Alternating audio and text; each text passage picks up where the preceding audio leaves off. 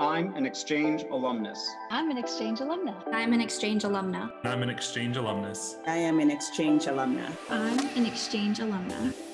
People, places, and international exchange. Voices of Exchange delivers unforgettable first-person stories from people transformed by international exchange. I remember learning how to cook. These exchange alumni share stories of growth, unexpected friendship, and career inspiration from all around the world. We are the Voices of Exchange.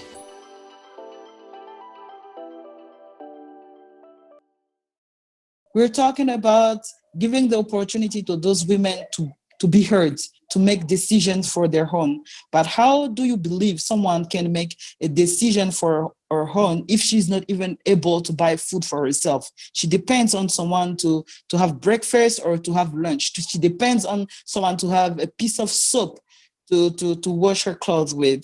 You cannot ask someone to say no to her husband or to a father who is abusive if that person still depends on them. So my solution to that is, let me empower them, let me help them get a job, get money so they can take care of themselves. And then at the end of the day, they will be able to say no to some of the things we are fighting, like gender-based. They will be able to say enough is enough. I am not staying in this house anymore. I am leaving because I have enough money to rent a house for me and my kids. Entrepreneur and alumna of the Mandela Washington Fellowship Program, this week's guest is Olive Michele Dol-Somse. Through her social enterprise, Bekilita, she's working to improve financial literacy among women in the Central African Republic and believes she has no reason to accept failure. I founded Bekilita in 2015, right after the crisis that hit the country in 2013. At that time, I was working as head of sales and marketing in a hotel. But with the crisis, business was not doing good. So I left the hotel, and I was thinking about something I could do by myself to help. And I started my business. But when I started Bekilita, I really wanted to offer services in communication, because I have a major in marketing and communication. So I offer two services: communication services and catering initially. And then little by little, I found myself overwhelmed with people asking me for help, women asking me for to link them to job opportunities, friends asking me to help them find a good fit for helpers. And I was doing it just naturally. I was just trying to help people around me. And it was not a paid service. It was just a help. I was just helping. But it soon became very overwhelming, because when things did not work out, both parties will complain, and they will. I was at the center of the complaint, so I found myself trying to help both sides, and it took a lot of my time, but I didn't really see it as a business opportunity. So when I went to the USA for the exchange program, I came to realize that I had the opportunity to turn this as a social enterprise. And that's when all started. So when I came back, I decided to capitalize on this opportunity to help people, but to include this as part of my business. So I started training the women before linking them to job opportunities, and redefining the way we work together with the women, the customers. Where I started working on my communication and pricing strategy, and also I searched for help to draft contract.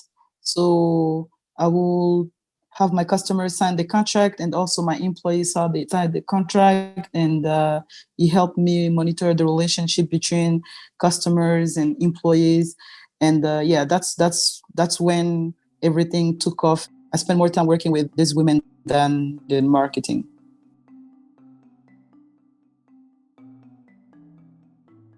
I first started applying for the regional program in Nairobi, but I did not complete the application and I missed the deadline. And a few months later, I received an email announcing the Mandela Washington Fellowship application opening. I was still too busy. Two friends prompted me at that time to apply. One of my friend was also an alumni from Mandela Washington Fellowship, and the other one was the U.S. Public Affairs officers in CAR at that time.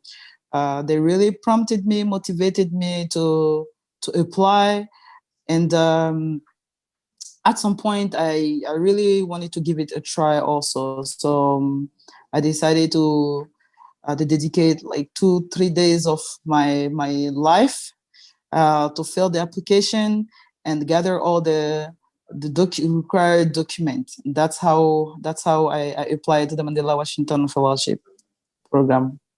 It was my first time in Virginia, and I was really excited because before the fellowship, I studied in the USA. I was at Temple University in Philadelphia. So I know a little bit about Philadelphia. I went to New York. I had chance to go to Washington, but I've never been to Virginia before the fellowship. So I was really excited. The other thing is one of my friends from high school were also selected as part of the program, and he was going to be at the same university in Virginia. So I was really, really excited to meet him again after like almost 5 years.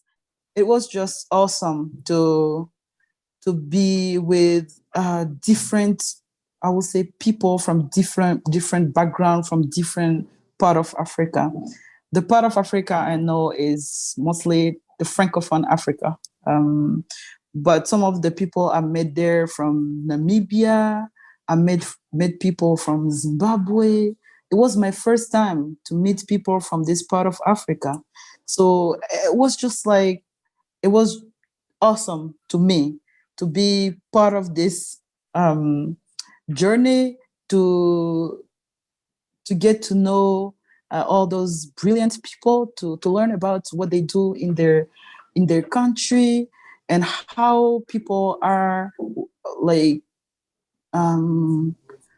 giving, or I would say, striving so hard to positively impact other people's lives in their environment.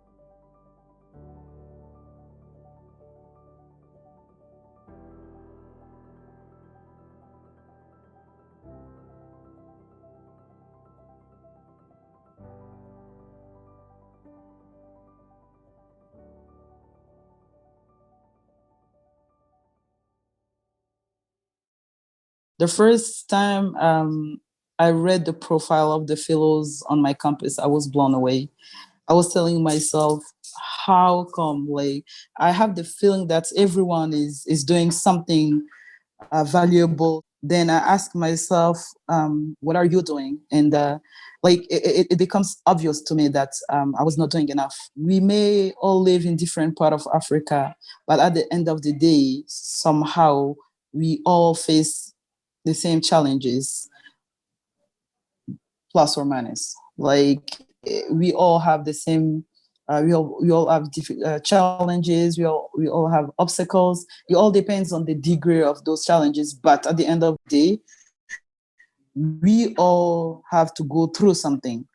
So, and despite all of the challenges people face, they are improving things, life, and they are positively impacting people and bringing hope in their community. So as I say, all of a sudden, I feel like I was not doing enough for my country or for people in my community, and I felt the need to push harder. I felt the need to strive and to overcome, and I felt the need to work on my resilience to be able to push even when it seems impossible. Because I realized I have no reason to accept the failure and give up, because people also do face worse than my challenges. but they are all successful. So challenges and obstacles are not enough um, excuse for me not to be better, to do better than what I was doing.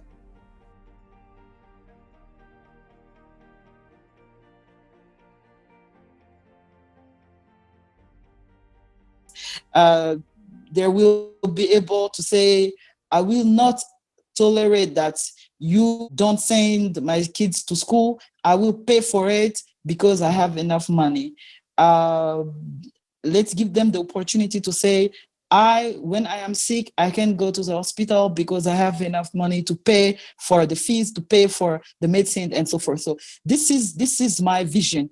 Empower those women so they are able to take responsibility from their own life and from their family. And this is the main goal of everything I'm doing. Of course, it is not easy because I work with uneducated women most of the time, and to get them to that point, it's not easy.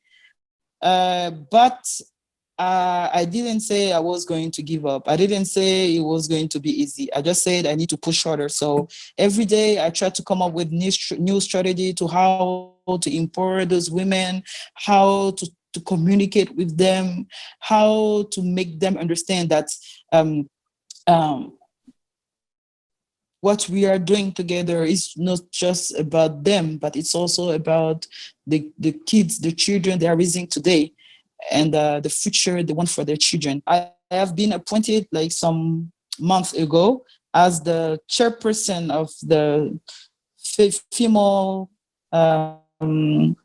football commission in my country, which is under the soccer football federation association. So I work with women football players, and this is a new challenge I took on since female soccer is not very developed here in CAR. But those women are really serious. They are very passionate about football, and I feel I need to do something to empower them so they can actually take, I would say, benefit from their passion. Because it's a pity that someone is working so hard in an area and they are not getting the return on investment because this is a word of man. Soccer is like a football is a deal of men.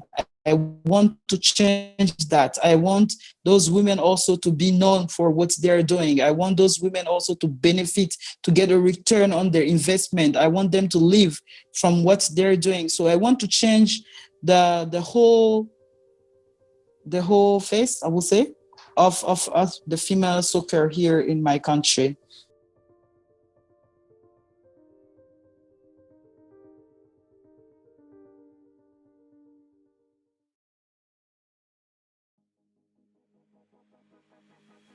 If you enjoy Voices of Exchange, then the One Beat podcast could be your next go-to on your playlist. Tune into the first season of the One Beat podcast, a monthly podcast produced by Found Sound Nation with the U.S. Department of State's Bureau of Educational and Cultural Affairs, featuring conversations with musicians and artist leaders around the globe as they ask the question at the heart of One Beat's philosophy: how does music and creative collaboration make an impact in the world?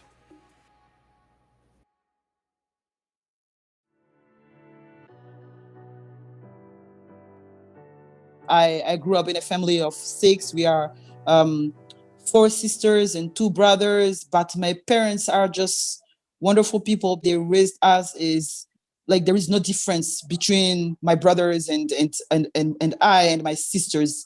My dad is such a gender equality advocate. Like he will push us. Everything he used to say, you are the only obstacles. The only obstacle between you and your goals. Your goals is you. So no matter what you want to do, it's not about being a woman or being a girl or a boy. It's just being able. Make sure you have the skills required to do it. So this is how I grew up. So to me, it's quite normal that when I decide to do something, I I mean, I don't even think of myself as a woman or a man. I just think of myself with a vision. But when I returned back my country in 2012, I was shocked because I realized we are still at that age when some of the things depend on your gender. And I was really shocked. And to me, it was really frustrating. And I wanted to help. In my family, people don't do that to me because it's a different set.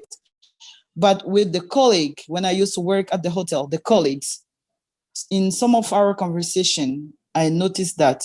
So I was frustrated, and I wanted to do something, but it was not. I wouldn't call it advocating for gender equality. No, no. I just wanted to, again, to help them. I wanted them to know that it's not normal. This is the way other people do it in the world. So maybe they should also see things differently. But when I started my business, I realized this is a serious matter. And if we don't start changing things right now, the future generation will also suffer from this because it goes from education to education. It is in the family. If the mom believe that my daughter cannot do this, only my son can do this, my son can go to school, because they will transfer this to their children and so forth. So I wanted, from my part, to change this with my employees. That's how I could answer this question. It's not one day I woke up in the morning and I say, me, I am going to advocate for gender equality. It's just that the context, the environment actually pushed me to react and do something to help. It is a life experience, and there is a lot to take from it.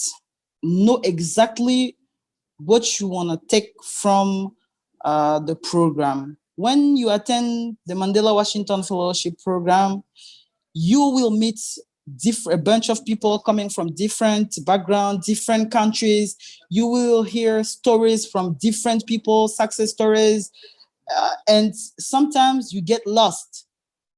In the midst of all that, you get lost and you get confused. But if you know exactly what you are looking for, then all those stories and those people will help you improve or define better your vision. So yeah, to recap, two things. It's a life experience. Take the most from it. We would like to thank Olive for sharing her story with us. That's all for today's episode. Don't forget to subscribe to keep up with our latest episodes on all major podcast platforms. And don't forget to share with your friends. And in the meantime, you can check out alumni.state.gov/Voices of Exchange for more episodes. As I would say when I lived in Poland, dziękuję bardzo, wszystkiego najlepszego, do następnego razu, which means thank you, all the best, and until next time.